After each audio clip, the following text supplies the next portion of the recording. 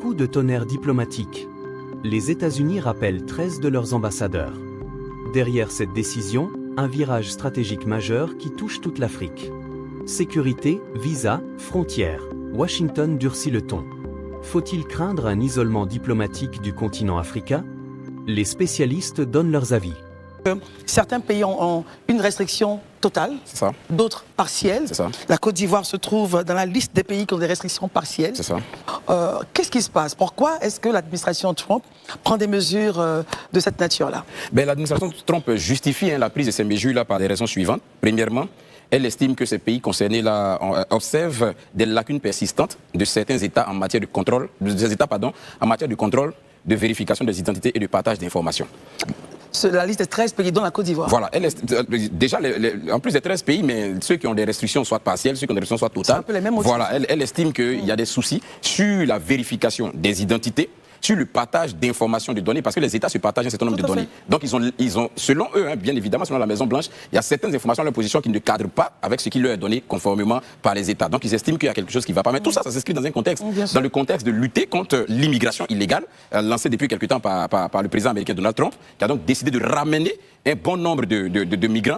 Aujourd'hui, selon les informations de notre possession, c'est environ 12 millions de migrants qui seraient concernés par cette volonté de l'administration américaine de les rapatrier. Et dans ces 12 millions-là, ils ont pour objectif de rapatrier environ 500 000 par mois. Donc, d'après les informations de la Maison-Blanche, donc après vérification d'un certain nombre au niveau d'un certain nombre de pays, ils ont constaté vraiment certaines faiblesses sur ces éléments de contrôle-là. Et puis, ils ont aussi évoqué la question de dépassement de visa. Ils appellent dépassement de visa. Ils estiment que chaque année, il y a un nombre qui est défini. Il y a certains pays quand même où ils ont estimé que les nombres ont été un peu exagérés. Et donc, les premiers incriminés, généralement, c'est les diplomates en poste. Mais après, ils se disent aussi que les États ne font pas aussi suffisamment d'efforts. Donc, tout ça mis ensemble, ils ont décidé donc de prendre ces mesures-là.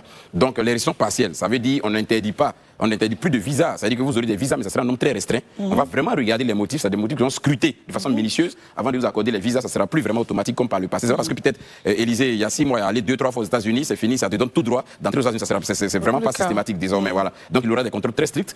Mais on n'exclut pas de vous donner des visas. Par contre, ceux qui sont sur des restrictions totales, vraiment, c'est même plus la peine en fait. C'est-à-dire qu'ils ont carrément fermé. Vous n'avez plus de visa pour aller aux États-Unis. Alors, il y a donc l'Érythrée, restriction totale.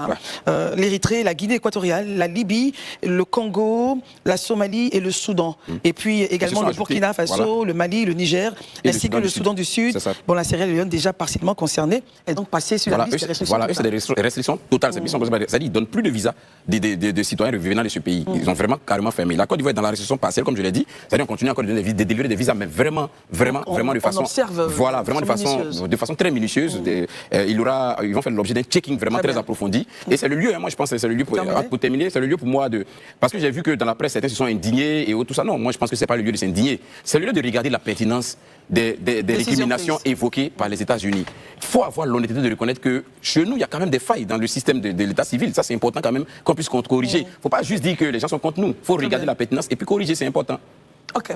Alors, Dandiko, est-ce que vous pensez qu'il y aurait d'autres raisons qui auraient poussé donc l'administration américaine à prendre cette décision?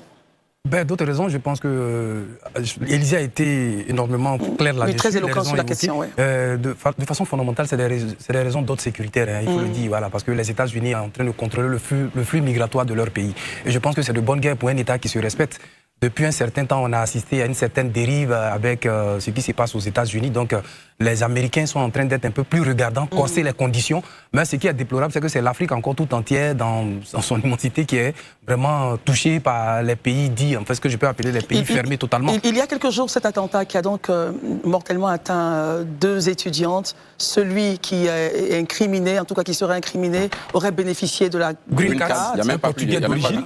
Un Portugais de carte. Comme vous l'avez dit, qui a bénéficié de la Green Card, et déjà, c'est l'une des conditions, l'une des pistes. Et je pense que chaque pays, au-delà des États-Unis, chaque pays, en fait, pour moi, devait pouvoir le faire. C'est pourquoi il ne faut pas crier, en fait, par quoi que ce soit, quand un pays essaie de maîtriser vraiment son état civil ou bien son flux migratoire à un certain moment. Parce que je constate qu'on a eu souvent à un certain moment donné, certains ont crié à la xénophobie dans certains pays quand est-ce qu'on veut mettre de l'ordre. Et moi, je félicite à ce niveau-là le président Donald Trump pour les conditions qu'il vient de prendre. Parce que l'Amérique d'abord, ça c'est leur slogan. Et je pense qu'à ce niveau-là, c'est une manière de se faire respecter. Voilà.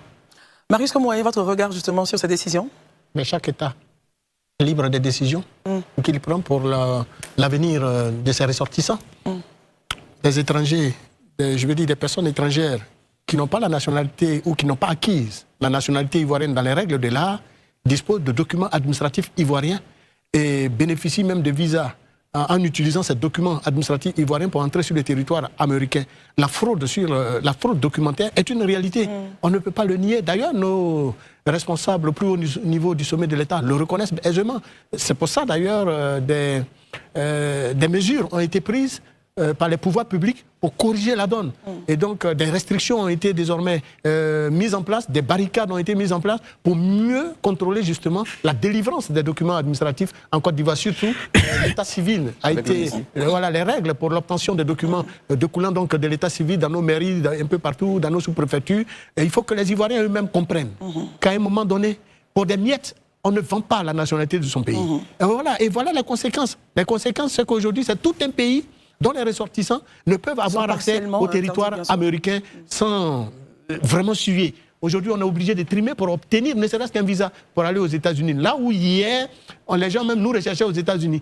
La Côte d'Ivoire avait bonne presse dans le monde, où le passeport ivoirien nous permettait de faire le tour du monde sans se soucier. Bon, aujourd'hui, les choses ont changé et donc on en tire les conséquences, comme Elisée l'a dit. Au lieu de pleurer sur nos sorts en disant que les autres sont contre nous, Donald Trump n'est pas contre nous, encore moins son administration.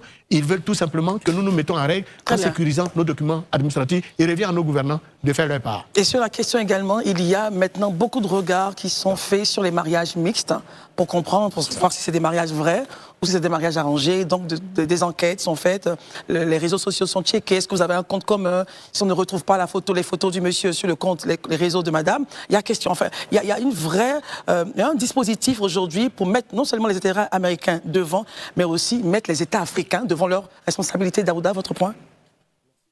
Je pense que le rappel massif d'ambassadeurs de carrière par le président des États-Unis, Donald Trump, s'inscrit dans ce que j'appelle la doctrine trumpienne, en fait. Parce que pour ceux qui ont suivi son élection, je pense que l'un de ses chevaux de bataille, c'était l'immigration.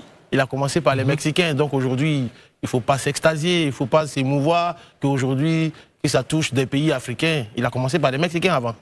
Qui ont été poursuivis dernièrement, je pense qu'ils ont une brigade là-bas, l'ICE, qui poursuivait même des gens dans la rue. Donc, je suis quand même surpris que les gens soient émus par cette décision-là. Pour moi, en fait, cette décision de Donald Trump, c'est une volonté, en fait, de s'aligner idéologiquement.